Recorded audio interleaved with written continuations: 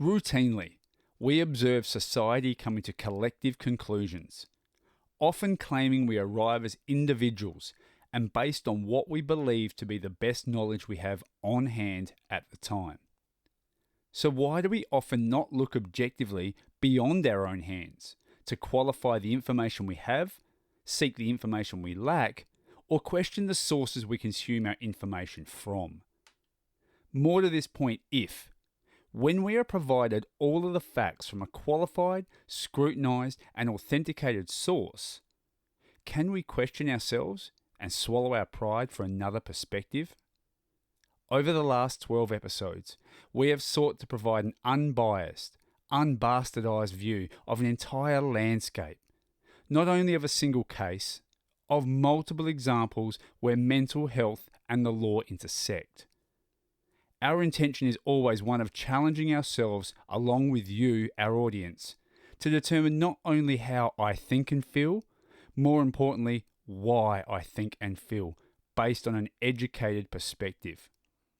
With nothing changed, we attempt to find our way, our peace, and our balance of logic, rationale, and empathy as we continue with the death of Cy Walsh, here on the next episode of Just Lawful.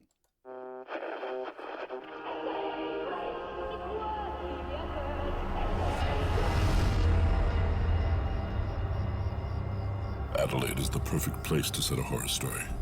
You know why all those films and books are always set in sleepy conservative towns? Because sleepy conservative towns are where those things happen. Exorcism, omens, shining, poltergeists. Adelaide is Amityville, or Salem, and things here go bump in the night. Welcome again to Just Lawful, where things do indeed go bump in the night. My name is Daniel Panozzo, and I'm once again joined by my co-host, as always, Sean Fuster. Thanks, Daniel. Welcome back, everyone. Indeed, welcome back, everyone. And please, as we kick off a new year, new season, all those things we talked about, please make sure you're staying safe and being sensible out there. We know that things are, I won't say continuing on, but we know there is still stuff happening out there. Please, to everyone who's listening, make sure you stay safe, do sensible things to look after yourselves so you can continue to listen to us. 2022 so far has been a four-letter word that I can't say on this broadcast, but yeah. Wow, I'm running through my head of what four-letter words they could be. None of them come to mind of which we can repeat. Absolutely. If, however, as always, before we begin, to anyone who's listening, thank you so much for listening to us either on 5AA's broadcast or, of course, on the podcasts at iTunes and Spotify. Please go rate, review, listen. We would greatly appreciate and strongly recommend you do that. So, of course, you can catch up to the story so far, understand where we've come from, and help get our story out to the masses and those who might appreciate listening to it. For this episode, it's interesting. I opened there with the concept of questioning our information, looking at the sources, etc. I think it's going to play a really big part in what we're about to do as we do delve back into, and I'll say at this point, the last part, if you like, of the Cy Walsh and for that extension, Cy Walsh story. It's not going to be just about that. I did mention 12 episodes, and what I think we want to do as well is incorporate the concept that this is not just a singular case, although the last, I think, 8 episodes have been very focused on a single case. This is a much wider situation, and we hope that the, entirety of this sort of 12, 13-week series, if you like, in a greater context, has really brought some spotlight, some understanding, some compassion, and help, as I said, challenge us, you and myself as well, Sean, on how we feel about not just the Cy Walsh case, but mental health and the law as a whole. It's almost been an hourglass shape, hasn't it? We started at the macro, talking about the law. We focused in on cases all the way down to Cy Walsh. Now we're going to spread out again, look at the ramifications of this case, and also how it makes us feel and think about the overall issue. Yeah, I think that hourglass is a really good, image, if you like, to help us put some visuals to that. In regard to this case, we know that when we left off, you talked about the concept that there would be a medical condition that would once again change the way this case was looked at, viewed, etc., and we might feel about it one more time. I guess, taking us back to that point, what was this medical situation, or where are we at the moment? So 1 year and 1 month after Cy Walsh was found not guilty of murdering his father by reason of mental incompetence and subjected to a limiting term of life to be served, at least in the initial phase, in the high-security facility known as James Nash House, we came back to court. November 29, 2017, the court was informed that Cy Walsh had multiple sclerosis.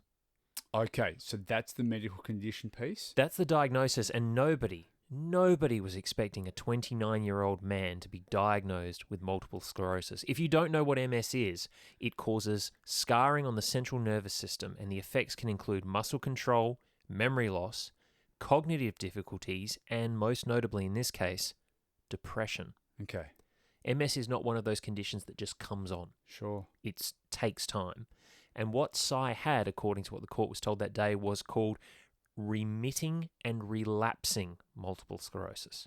What does that mean? Comes and goes. Okay. Literally, I've had people who I know who have MS talk to me about feeling like the lights have been switched off. Okay. Because the electricity in your body is affected by the effect upon your nervous system, the erosion of the melanin surrounding your nerves. Right. This was literally something that was going on inside, switching on, switching off this illness. Okay. On top of everything else. Yeah.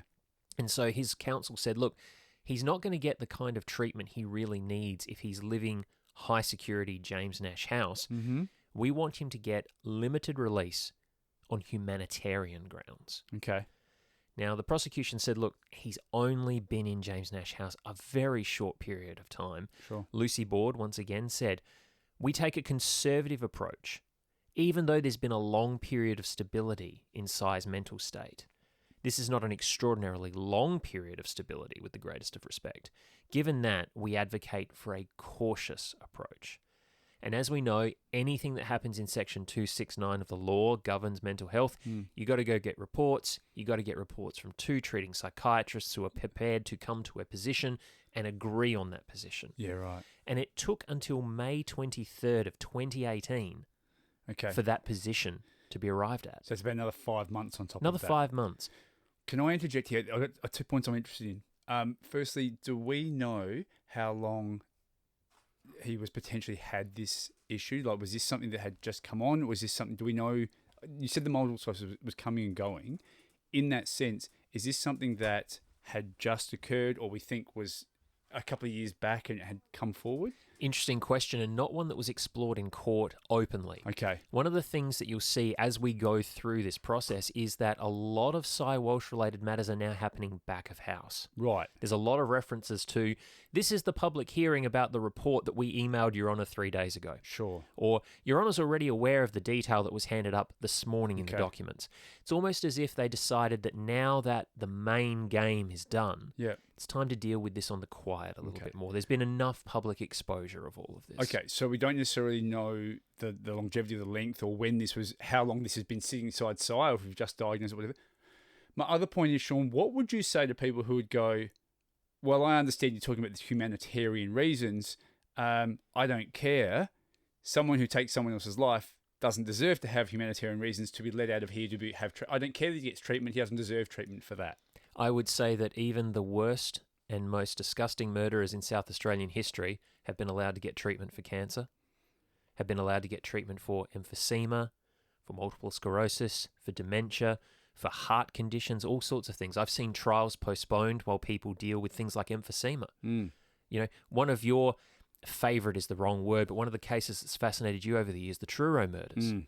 One of the men involved in that eventually died of cancer. Right. He didn't die of cancer in a prison cell. Sure. He died of cancer in palliative care. Yeah. Because at the end of the day, you've still got to exercise some humanity toward these people who have done the most inhumane things. If we don't exercise that humanity, do we become any better or worse than they are? He who sets out to destroy monsters must take care not to become a monster himself. Correct. And I do also know that, you know, through some of my own sources, I understand that it's not just us here in South Australia. There is a situation where prisoners, those who are incarcerated, do actually require that sort of palliative care or that extended care or intensive care. They're not just necessarily in here. We actually do move them. They actually move from state to state depending on where that care sits as well. So that's right.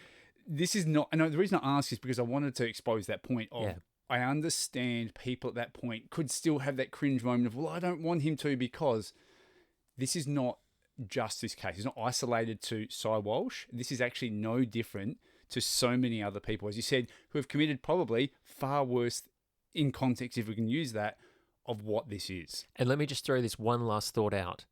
Do you want people to be punished or do you want people to suffer? Yeah. We've talked about Peggy Fulton Horror.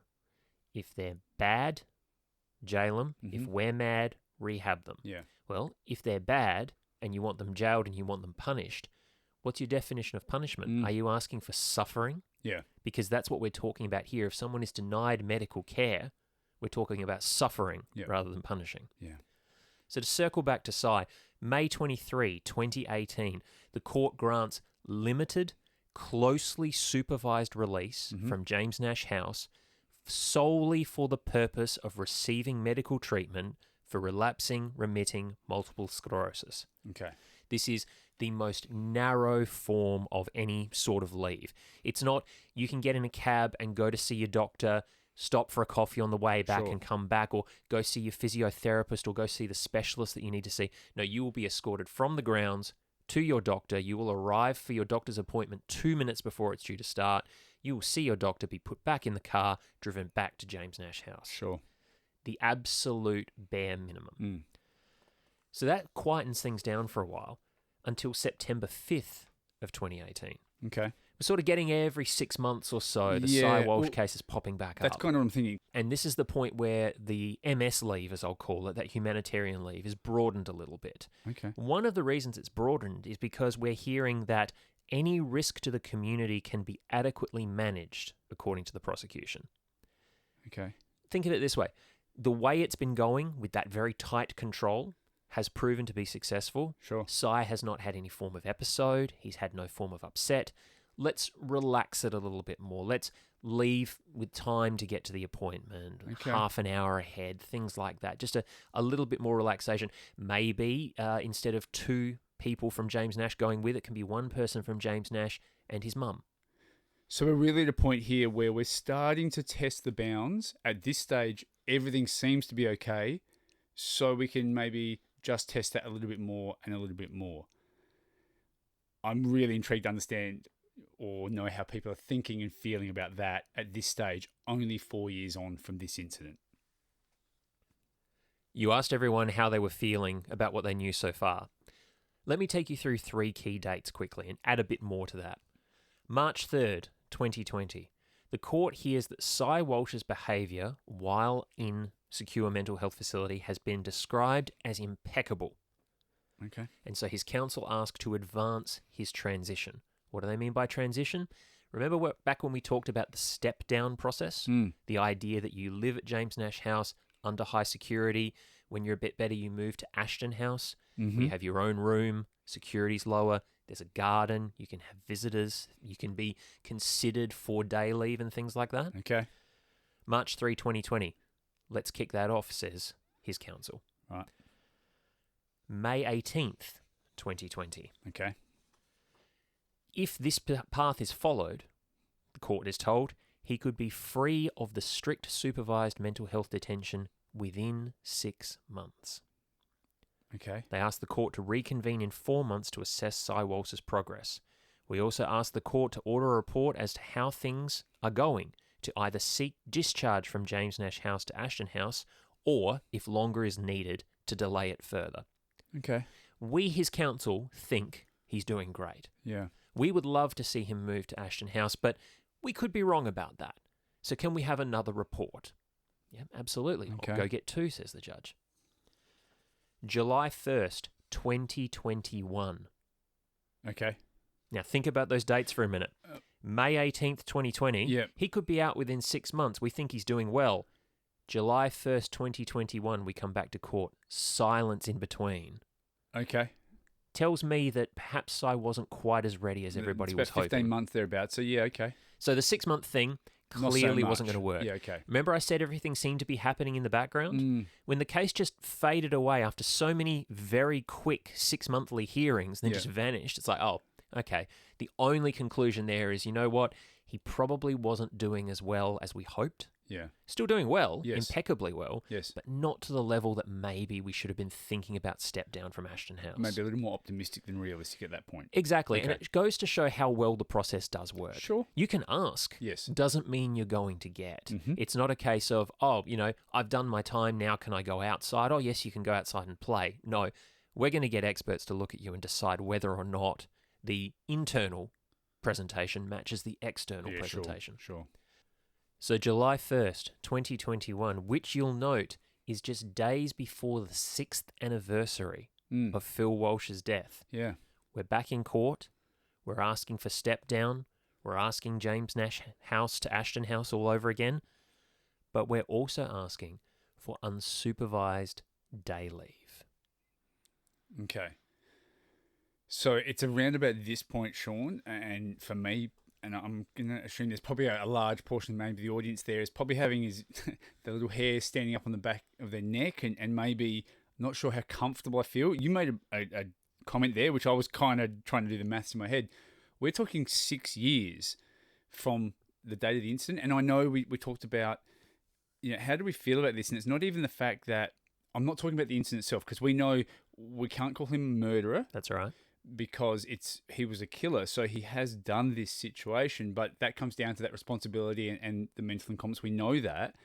I'm wondering how people are feeling about the fact that it's just 6 years, because that puts it back in that context of, well, if someone murdered someone, would we feel comfortable after 6 years of going, well, we might be able to consider day release into the community? I'm going to suggest the large majority, if not all of our listeners in the audience and the society out there, community at large, is going to say, yeah, that's not okay, not enough. So how do we feel about this situation? That's where I'm talking about those little hairs standing up on the back of our neck, Sean. So I can tell you that I was really uncomfortable at the time. Okay. The idea that Cy was going to ask for and possibly get unsupervised day leave from Ashton House. And I think that word there that you used, unsupervised, I think makes it feel very uncomfortable as well. And I was very uncomfortable in court, as I said. Couple of things, though, got me thinking at the time, and I remember it vividly. The first was that we were told he had been having overnight stays at Ashton House to that point. Okay, So part of that transition or part of that step down? transition, Sure. not living there, not stepping down, just visiting, Okay. staying the night, coming back to James Nash the next day. That there had been some supervised leave out into the community, sometimes with mental health authorities, sometimes with Cy's mum. Okay. And, very short trips to a coffee shop for 20 minutes and back. Just getting him used to this idea of how to operate in the community again. Almost more of that same situation we talked about with his medical appointments, where we're just testing those boundaries and just making sure, if we go to here, are we okay? Can we take another step? Are we okay? Just that continual sort of expansion of what's possible here. Not to dehumanize Cy in any way, but you don't want there to be a situation that triggers him and sets him off, and you don't have a way of bringing him under control quickly. Sure. He is still a volatile person due to his mental illness. Yes. You want to make sure that volatility can be controlled in a way that keeps him safe and comfortable and the community safe and comfortable. And this is something that we go back to. We talked about this in some of our earlier episodes about, this mental health and law intersect piece around how do we feel where people are going out. And if we go to a coffee shop, for example, is someone going to turn around and go, you're Cy Walsh, I know what you did. It's not just how is he going to respond to the community, how are they going to respond in return to that? That's right. And then I thought of one more thing, and this is where we get back into the whole theme of this show with just versus lawful. We're 6 years on from the incident, right? Yes. As we've just said. This is not a murder, it's a killing. Mm-hmm. A comparison could be drawn to manslaughter. Okay. We've talked about manslaughter before on the show. Manslaughter is everything from a practical joke gone wrong to everything just shy of murder. Yes. We know there is no minimum for manslaughter. Okay.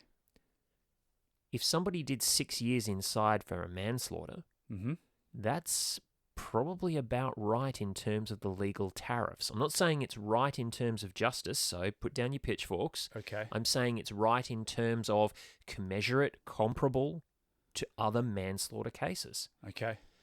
So if Cy's case had been ruled a manslaughter rather than a murder, Yes. he could conceivably have been out in the community after 6 years. That's not beyond the realm of possibility.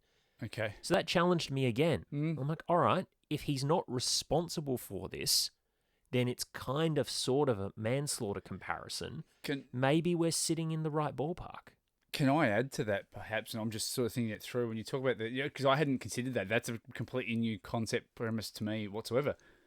When you throw manslaughter into that mix, and I start to think about that, could I conceivably, and this is purely hypothetical, and I'm not challenging the rightness, professionalism of anyone involved in this, in any of the legal fraternity or anything like that, or our law enforcement fraternity, could I look at that, and I'll tell you why in a moment, that this situation could be a manslaughter situation rather than a murder, based on Cy's initial response of, your father's okay, all right, Phil has passed away. No, you didn't.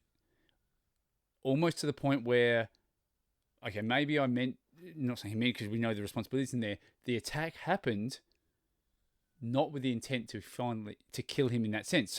And we have offences for that. And wounding with intent to cause correct. grievous bodily harm. And I know I'm pulling some really long bows and some strings here. I get that. And it's a bit of red string theory. But when you throw the concept of manslaughter in there, I immediately to go, could I mount a case potentially to consider it in that light? Not to change the charge. I'm not saying that. And that's what I say. I'm not challenging. But to come to terms with it. Yeah. And I'm thinking, okay, from that perspective, his initial response did not seem to be, yeah, I killed him and good. It was, no.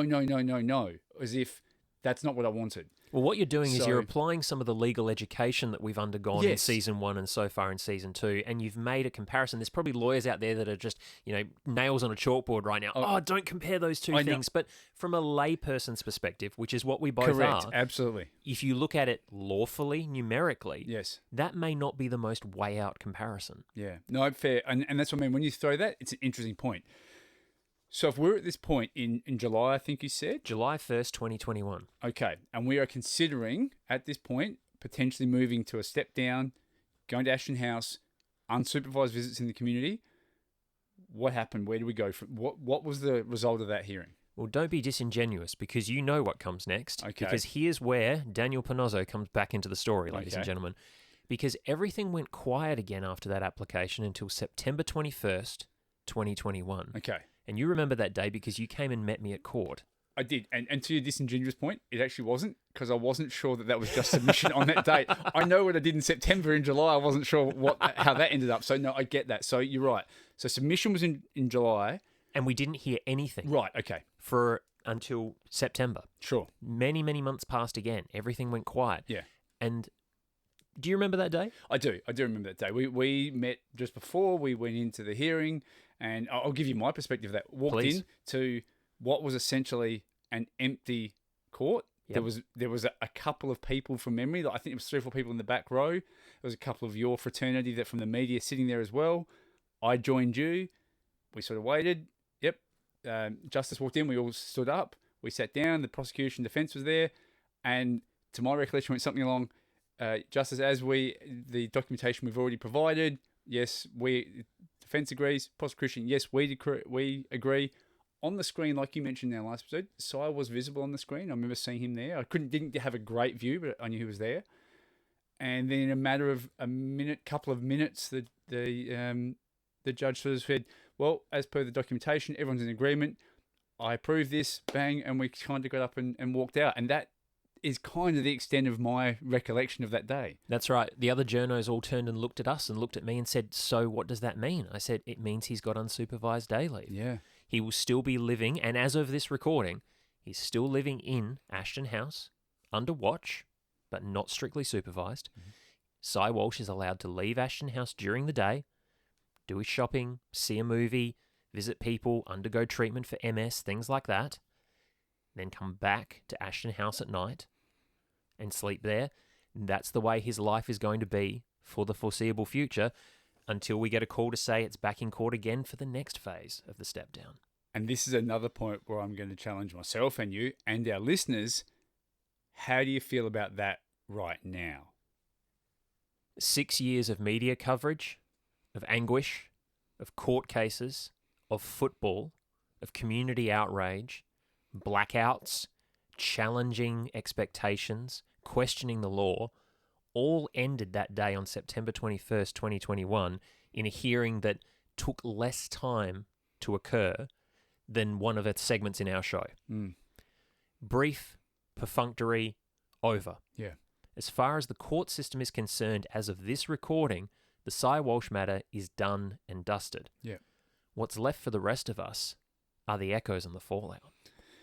Yeah, echoes and fallout is a good way to put that. And as you said, that was a what felt incredibly brief. Anticlimactic. Almost, yeah, absolutely. I guess there was a point of finality in knowing we are approving this.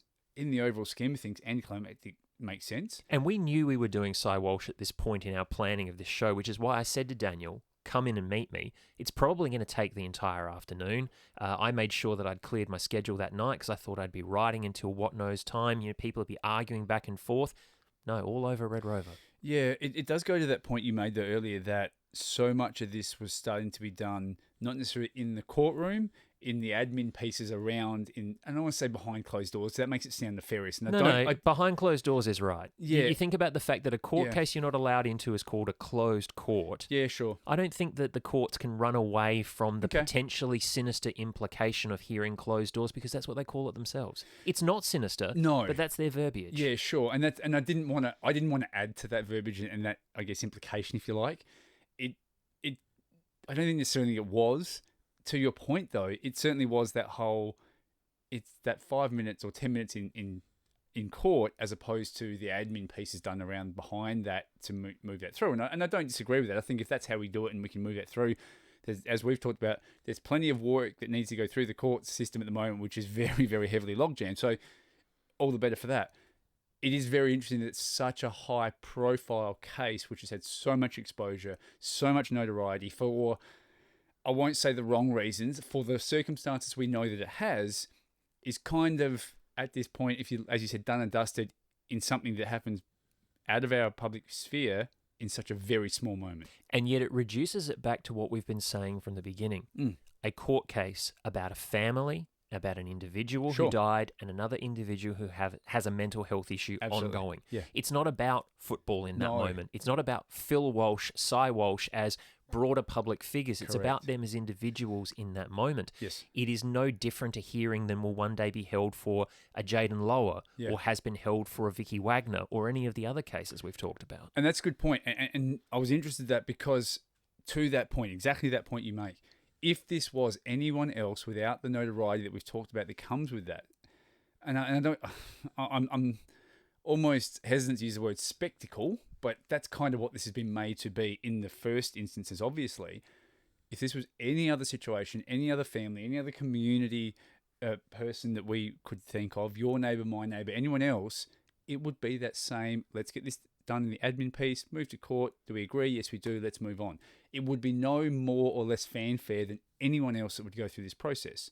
Well, to that point, one of the earliest incidents that I mentioned, one of those quick hearings that happened, I actually attended and didn't bother writing up. Right. Because it was so perfunctory and so ordinary and over the course that I didn't bother filing. Yeah. The ABC filed several hours later, and my boss was on the phone to me. Why didn't you file anything on Cy Walsh? Look what happened. I said, well, nothing happened. Yeah. That happens all the time. And the response was, yes, Sean, but it's Cy Walsh. I'm like, all right, boss, good point. Fair enough. Good point, fair enough, really? Or... Well, I like keeping my job. No, I understand that. So, yes, and that to that point, I understand that's a requirement. However, it kind of flies in the face of what we've been talking about where, yes, if his name was any other name aside from Cy Walsh, you wouldn't have received that talking to. I'm going to go back to the point that we continue to return to. The context of this case swallowed the circumstances of this case. Absolutely. From the very beginning. This was never an ordinary case. It was never allowed to be. I mean, how much different is it from Vicky Wagner? Yeah. Vicky developed an illness, killed her mother on the front doorstep with a knife, leaving behind a grieving father and a grieving sister. Sure. Cy stabbed and killed his father in the house, leaving behind a grieving sibling and a grieving mother/wife. Absolutely. They are so directly comparable. Vicky's issues with drugs, Cy's issues with drugs. Sure. The step down in both of their systems, the way that both sets of families were concerned about their return to the community, all those things, they are directly parallel to one another. But the Wagner family, Joyce Brown, Michelle Chamberlain, had no celebrity stake. Yeah. whereas the Walsh family were celebrities all around the country. Which is a really interesting point you make between, if we want to look at those two in comparison, you're talking about a case that had so much unnecessary celebrity status on it because of who it was, as opposed to a case that had no celebrity status, which is what they absolutely wanted, because they wanted a voice to go, please listen to us. If they'd had just a fraction of that notoriety and celebrity piece, maybe they would have had a larger voice and actually been considered in that same vein than if their name was Walsh. And I don't mean to, and I'm not throwing shade on that aspect of the Walsh family. It's not their fault for that situation. No, because the Walsh family would have given any money in the world to have far less notice in the public arena so that they could go through this privately. And that's another point I want to raise here. We are, you and I, as this sits here, and I've become apparently, in your words, a journalist. We are therefore... Hey, there's an award that talks about that. Yes, okay, moving on. Beyond that, we technically are a form of the media in this avenue, not in the paper, what we do right now. When we look at that piece, we know we've received feedback saying, well, the Walsh family deserves some privacy and you guys shouldn't be covering this and exposing this to the level you are and doing that. I recognise that sentiment also. However, we are not doing it to glorify anything, and we are certainly not doing it to bolster ourselves at the demise or a horrible situation of that family. We want to bring all of the information to the fore for a case that was so highly visible without the information that actually gave you the opportunity to look at this as it should be, for all things being equal. I'll put on my ego hat here. The major reason that I'm doing this, and I can say this now, I don't want Cy Walsh to be sitting in a coffee shop somewhere and have some member of the public shirt front him. Sure. I don't want to have some member of the public yell and scream at him and lose their mind at him. Yeah. I want some member of the public that sees him to stop and think and maybe have heard this show and go, wait a minute. Okay, I feel that immediate rush of rage because I'm a Crows season holder and our coach and this was horrible and everything, and I feel like you got away with murder.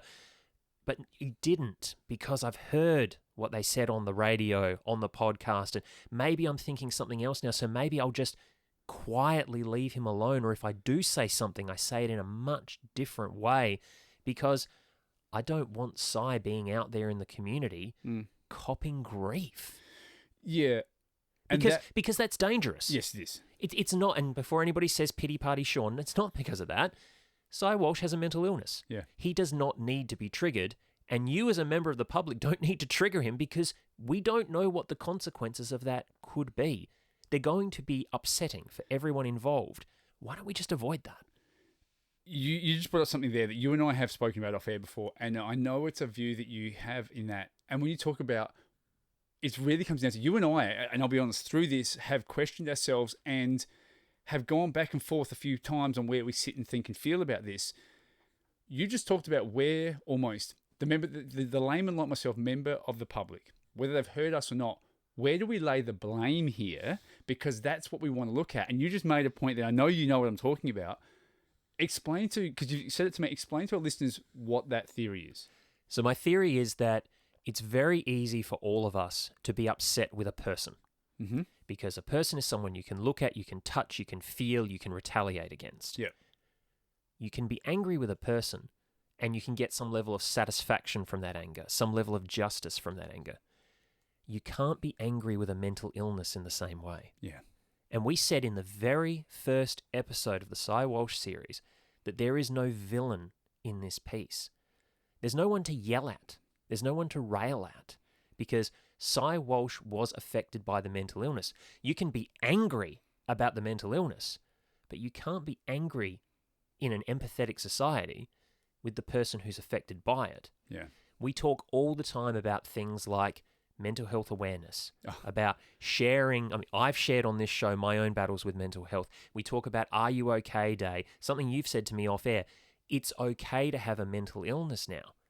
Well, it seems to be okay to have a mental illness and for someone to be affected by mental illness until that affection affects me. And that is the extension of your theory that I bought into. I'm like, yeah, we recognize, and I don't want to say celebrate because it's not celebrate, no, but we offer and provide support and community spirit around. If you're not okay, tell someone. Rally around your mates. Ask if they're okay. We've said it ourselves. Check in with everyone. Absolutely, we do. And as you just said, that's all well and good. And we like to, bang the drum and beat our chest that we're all supportive of mental illness and our friends who might have it, until we actually have to be tested on that at times, until that becomes real and you're the one that needs to check in with that person. And then we're really good at going, are you okay? What's the rest of that conversation after that? And by extension, in this manner, it's okay for us to do that and say, yes, yes, yes. So I would challenge you to then go, if you are a part of that and agree with that and on board with that, how does that sit with you when we then give you the evidence as you read out by the justice that gave us a definitive that at the time there were no drugs involved, there was a pre-existing mental situation of an episode that caused this incident to happen? How do you reconcile that against your banging of the drum for support of mental illness? Because you can't have a bite of the cherry each way. You can't have an each way bet on this one. You can't be, yes, I support, make sure everyone's okay and mental illness, and it's okay to talk about it, and we can be proud about that, and that's all right, but that's to blame, and you can't use that as an excuse and you're a murderer. You can't have a bet each way on that one. So for me, I absolutely get what you're saying. I need someone to point that anger and venom at. And don't tell me it's mental illness, because I can't bite into that because it's not real and tangible. I can't punch mental illness. Correct. I can't be upset with mental illness. I can't vindicate myself or get vengeance against mental illness. Absolutely. Which leads me to the point of, I'm still not 100% where I sit on this. There is a young man who's now not so young, who clearly was under the effects of mental illness, clearly not well for so many reasons, with a history of drug use. Now, I don't know if that's self-medication or experimentation or just rebellious enjoyment as youth. I can't speak about that because that would be very hypocritical of me, and I wouldn't dare to do that. I never developed mental illness from my experiences. However, did that experimentation or self-medication, whatever it is, cause the mental illness, or was the mental illness there and we're self-medicating because of that and we end up at the same spot? I don't know. Still, based on everything you and I have talked about and discussed over these last 8 episodes, I don't have a determination on that. What I have is an empathetic view of a young man who's very troubled and a horrific, horrible situation that took the life of his father. What I have is empathy for his mother. Go back to her victim impact statement. Meredith said, "I will continue to support my son as he always needed and as I and his father always did." Phil Walsh would not want anybody to be angry with his son.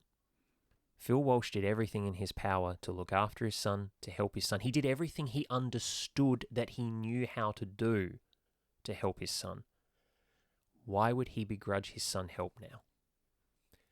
Daniel, as this episode goes to air, it's marking the 20th anniversary of my time covering courts in South Australia.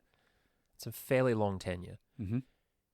There is no part of the law more vexed nor more difficult to come to terms with than mental health law. Yeah. 20 years of sitting there listening, observing, I still don't have a grasp on it. What you've all heard over this bunch of episodes is my best attempt at trying to explain this, to make it understandable, to make it intelligible to people who are coming to this show to have me do those things. Yeah.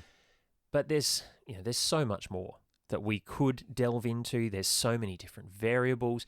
You look at the fact that on the single day we had the arsonist going to a limiting term while someone else didn't, and you look at the families that have been affected, some who say, I never want to see this person again, some who say, I feel sorry for them. There's no one-size-fits-all for this type of offending, for this type of criminal matter.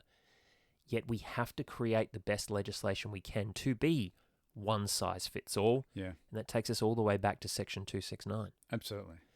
So the question that we've been asking through this episode that I'm going to ask again, how are we all thinking and feeling about mental health law, the most difficult intersection of two wildly irreconcilable concepts? I'm challenged. I was at the start, and as much as we've covered, I'm far more educated. I'm still as challenged, maybe in different ways or areas. And as we've been sort of going over this, and I've been kind of reflecting on this, a piece for me is, and we sort of touched on it just a bit earlier, where in terms of mental health, and awareness and support and treatment, your 20 years. If we think about where we were with that as a concept, forget the law, just mental health as it is 20 years ago. In society, in correct, general.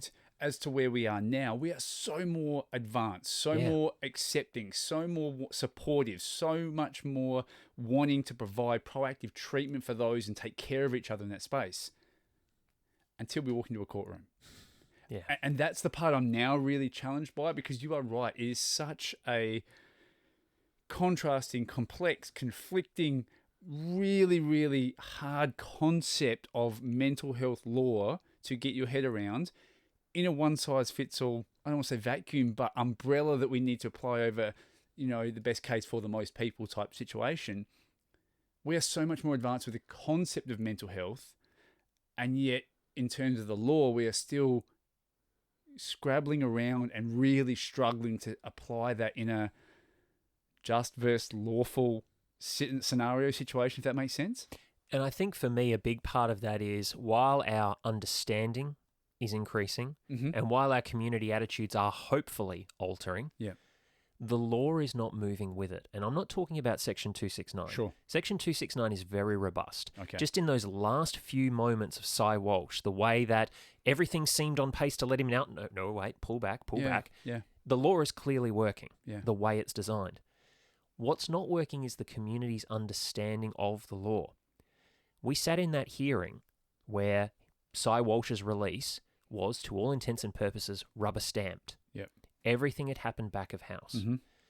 I applied for the reports that led to that decision. I was denied. Well, it's about time you were denied something from that case, Sean. Absolutely. No, sorry, I shouldn't make light, but No, you're right. You're right. That is right.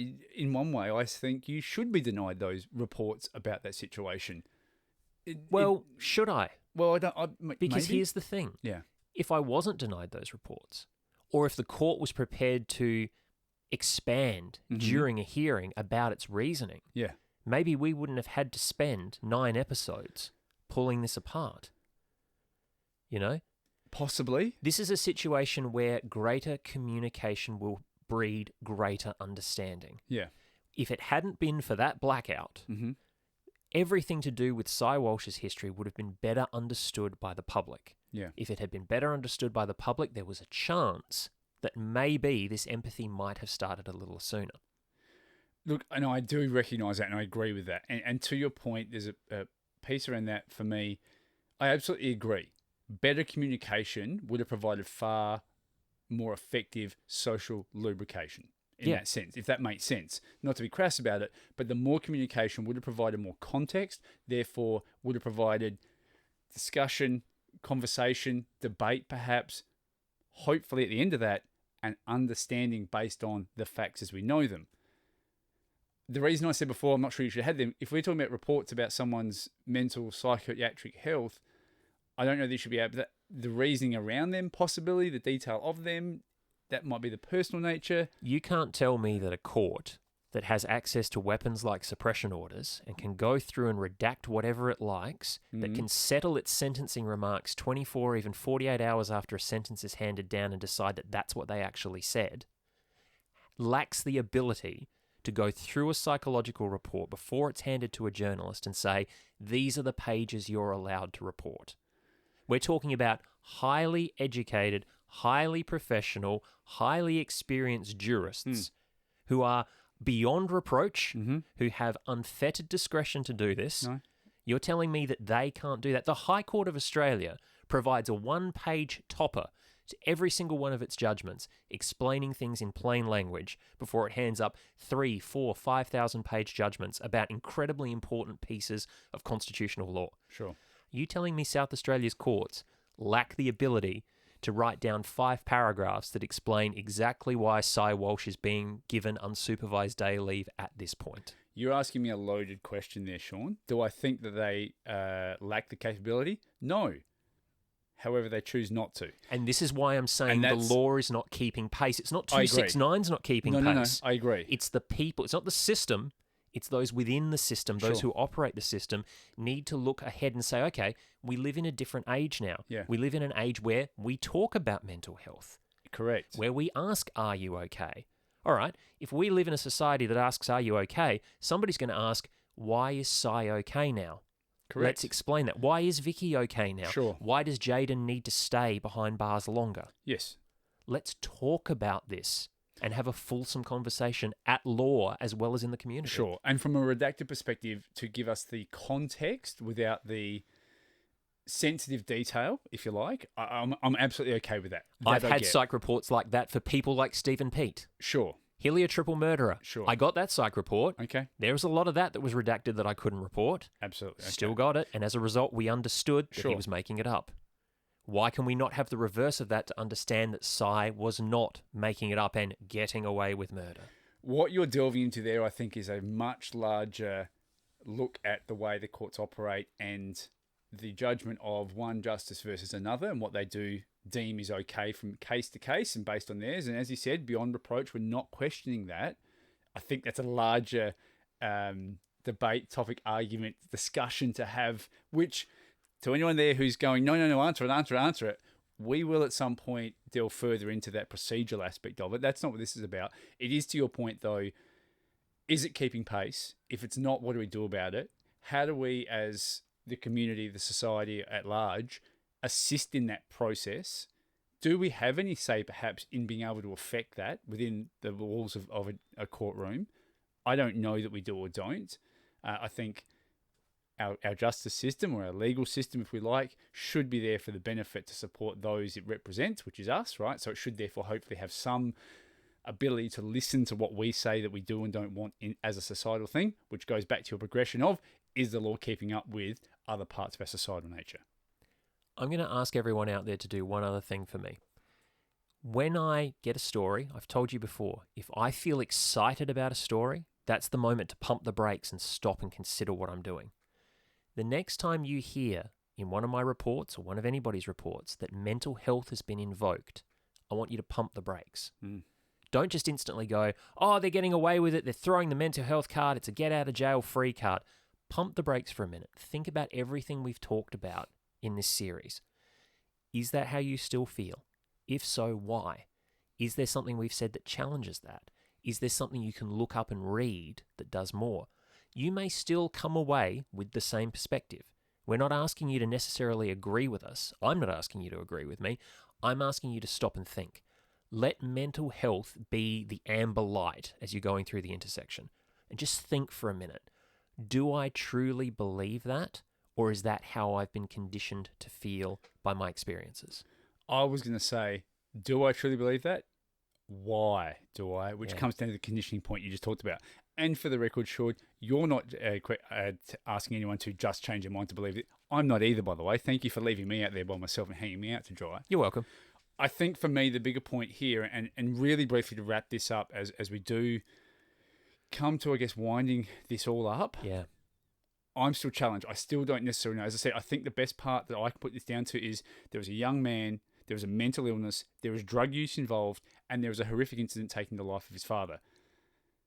I don't know the chicken and egg scenario between the drug use and mental illness, or if they're actually involved. Nothing that we got from any of the evidence you went through 7 boxes and the court documentation doesn't give me a clarity of perspective on that. So I choose not to make a definitive decision on that because I'm not going to make up the information I don't know. I know those are the objective elements. I know this young man clearly is suffering from a mental illness and is getting treatment, far beyond the fact that he has a medical illness of multiple sclerosis as well. Beyond that, I wish him, from a mental perspective, nothing but his treatment making him better in that sense. Comes down to the fact that a life was taken. Do I feel that sentence he has, that limiting term, is just? I think everything that was done at this stage was lawful. The just part, I think, is right. I'm not sure how it sits with me. I can definitely agree that everything was done lawfully in this case. Sometimes it, expanded past lawfulness into things that I thought was right, like giving more information than they normally would.